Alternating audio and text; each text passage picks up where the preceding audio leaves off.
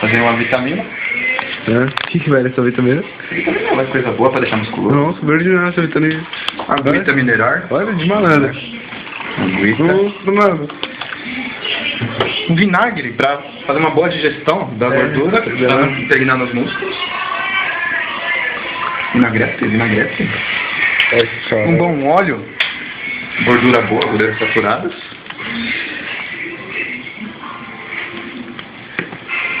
Olha a água, tio. É assim mesmo, cara, aqui quando entra assim dá um músculo.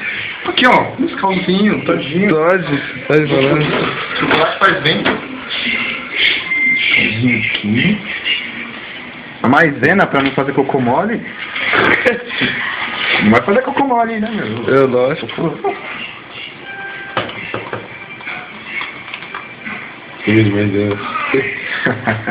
Aqui, ó, um pouquinho de...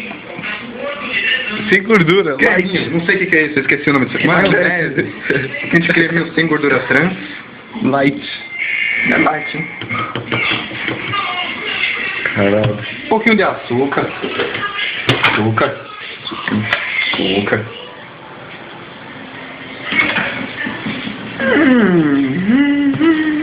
Vamos gerar, mexer tudo agora. Veja como está gostoso. Vontade de tomar não dá? Dá vontade de tomar não dá? Viu essa porra? Vamos lá, Vai lá. Tem que beber. Vai ter que beber, cara. Tudo não, né? Não, quanto você quiser, meu. Quilinho.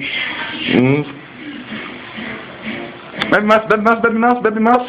Para acharem que você tá bebendo. Ninguém vai saber que você bebeu, não parece que você bebeu. Bebe mais um pouco. Assim, ó, vira o copo assim, só pra... Acabou. Chega.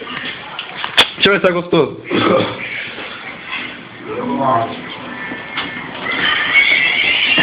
É bom.